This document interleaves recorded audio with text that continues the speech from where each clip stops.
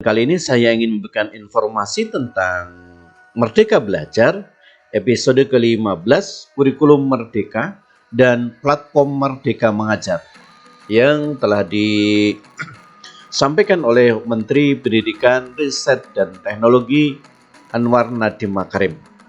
Baik, sahabatku, silakan simak video selanjutnya. Merdeka Belajar episode ke-15, Kurikulum Merdeka dan Platform Merdeka Mengajar.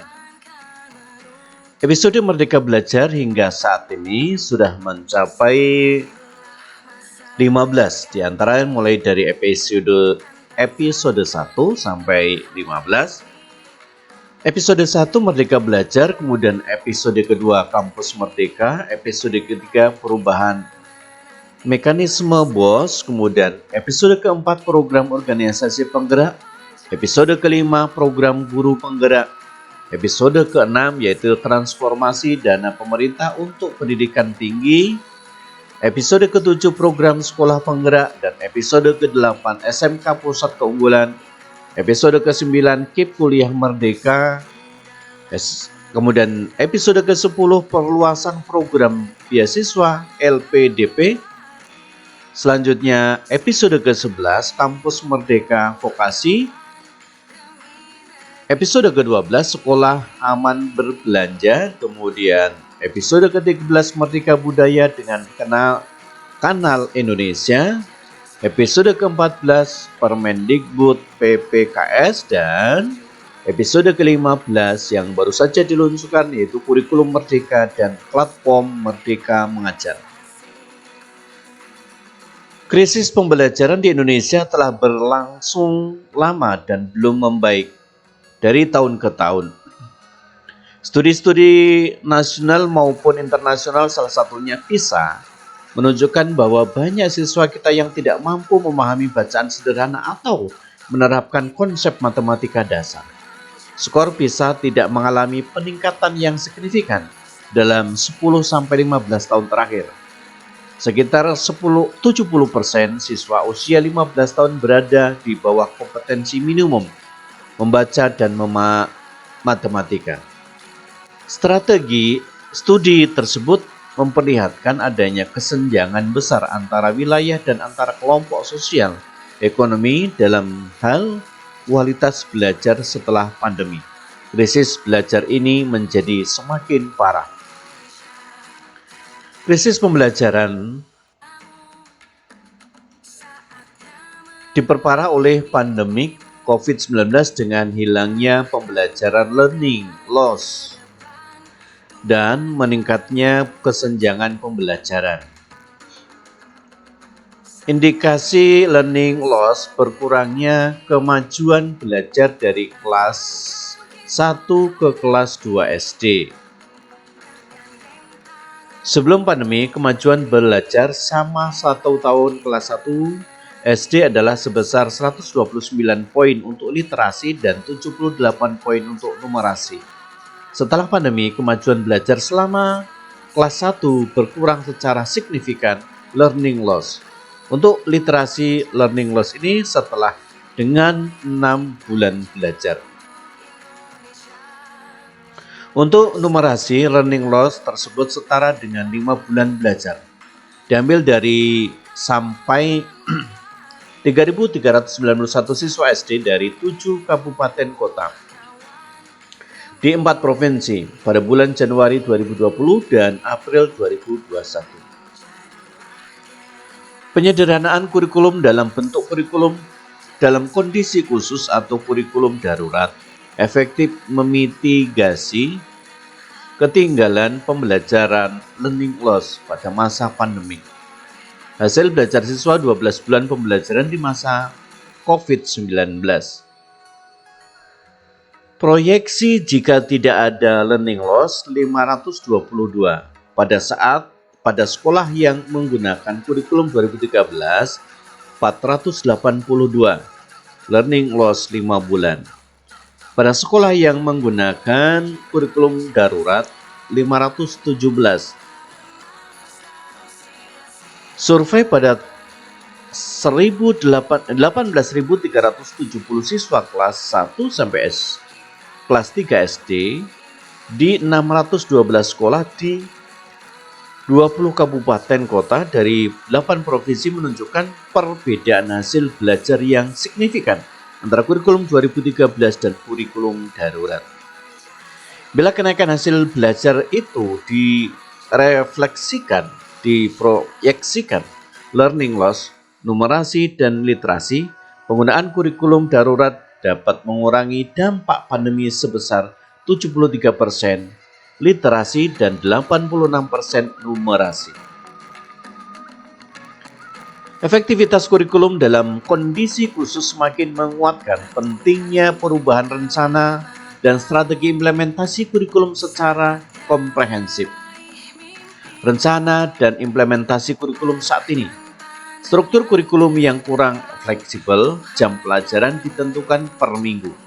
Materi terlalu padat sehingga tidak cukup waktu untuk melakukan pembelajaran yang mendalam dan yang sesuai dengan tahap perkembangan peserta didik. Materi pembelajaran yang tersedia kurang beragam sehingga guru kurang leluasa dalam mengembangkan pembelajaran kontekstual. Teknologi digital belum digunakan secara sistematis untuk mendukung proses belajar guru melalui berbagai praktik baik. Arah perubahan kurikulum, struktur kurikulum yang lebih fleksibel, jam pembelajaran ditargetkan untuk dipenuhi dalam 1 tahun. Fokus pada materi yang esensial, capaian pembelajaran diatur per fase, bukan per tahun. Memberikan keleluasaan bagi guru menggunakan berbagai perangkat, ajar sesuai kebutuhan dan karakteristik peserta didik. Aplikasi yang menyediakan berbagai referensi bagi guru untuk dapat terus mengembangkan praktik mengajar secara mandiri dan berbagai praktik baik. Dalam pemilihan pembelajaran sekarang, sekolah diberikan kebebasan menentukan kurikulum yang akan dipilih. Di antaranya pilihan yang ke-1 adalah kurikulum 2013 atau secara penuh. Pilihan kedua, kurikulum darurat, yaitu kurikulum 2013 yang tersederhanakan. Pilihan ketiga adalah kurikulum merdeka. Satuan pendidikan dapat mengimplementasikan kurikulum merdeka secara bertahap sesuai dengan kesiapan masing-masing. Sejak tahun ajaran 2021-2022, kurikulum merdeka telah diimplementasikan di hampir 2.500 sekolah yang mengikuti program sekolah penggerak PSP dan 901 SMK pusat keunggulan sebagai bagian dari pembelajaran dengan paradigma baru. Kurikulum diterapkan mulai dari TK, SD, SLB, kelas 1 sampai kelas 4, SMP dan SMP SLB, kelas 7, SMA dan SMA SLB, dan SMK kelas 10. Mulai tahun ajaran 2022-2023,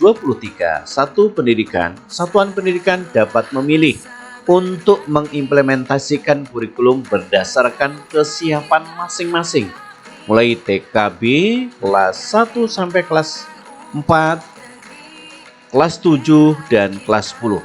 Pemerintah menyiapkan angket untuk membantu satuan pendidikan menilai tahap kesiapan dirinya untuk menggunakan kurikulum merdeka.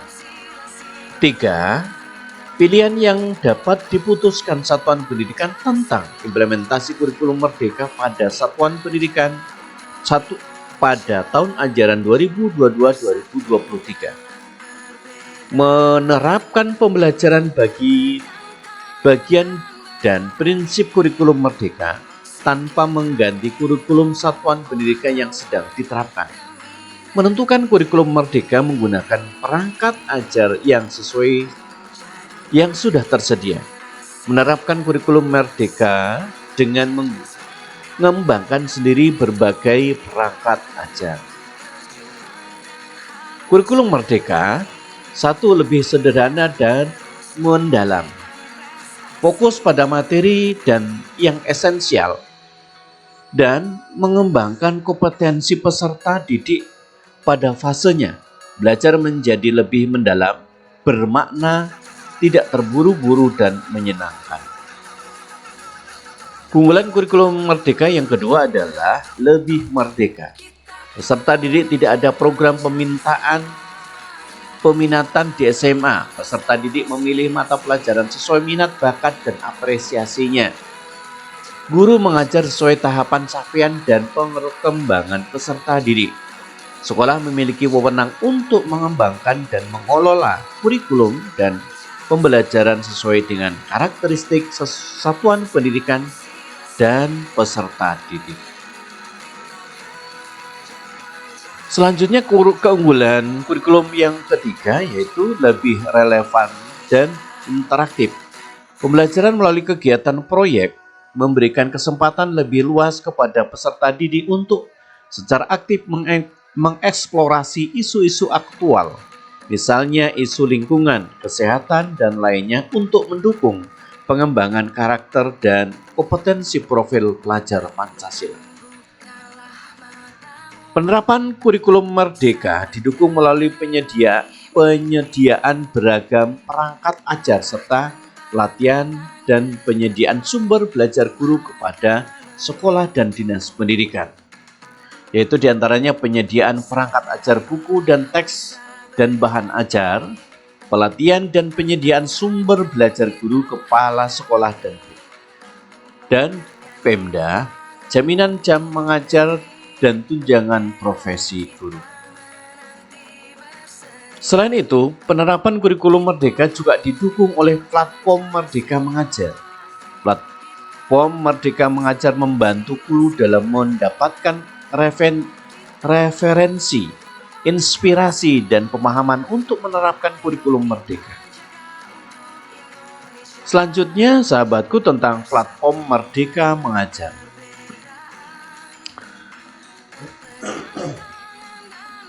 Platform Merdeka Mengajar adalah platform edukasi yang menjadi teman penggerak untuk guru dalam mewujudkan pelajar Pancasila.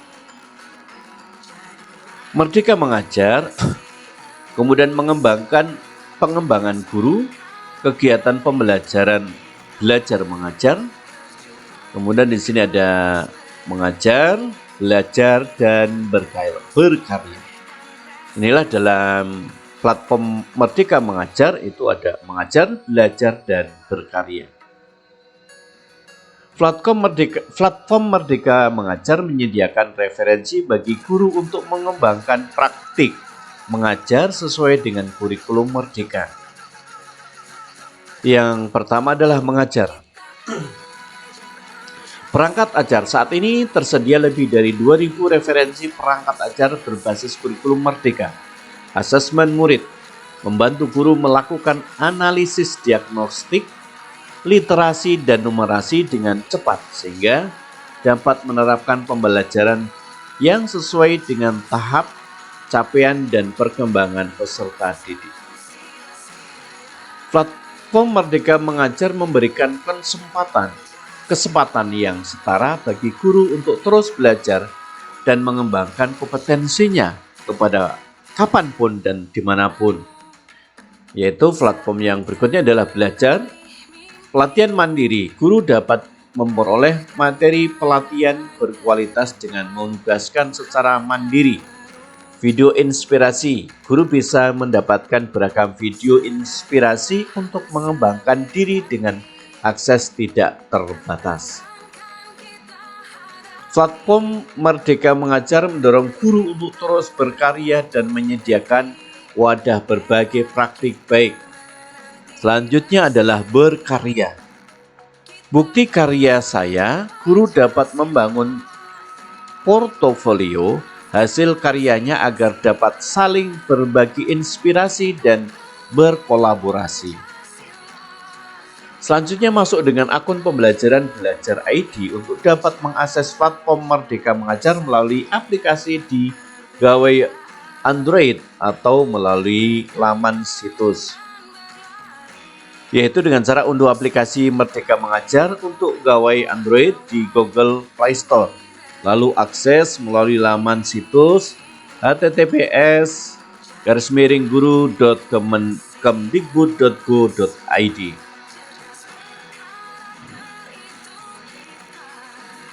Visi Platform Merdeka Mengajar menciptakan ekosistem kolaboratif untuk meningkatkan keefektifan pembelajaran dan iklim kerja yang positif. Di sini Merdeka Mengajar ada diantaranya yaitu konten crowdsourcing, ya, kemudian komunitas belajar daring, pembelajaran mandiri, perencanaan dan kemajuan karir, jaringan profesi guru. Nah, ini adalah visi Platform Merdeka Mengajar. Terima kasih kepada 21 mitra institusi dan 47 mitra individu dengan semangat gotong royong telah turut berkontribusi memperkaya konten perangkat ajar. Untuk itu, Kemendikbudristek mengajak semua pihak untuk bergerak bersama mewujudkan transformasi pendidikan di Indonesia. Terima kasih.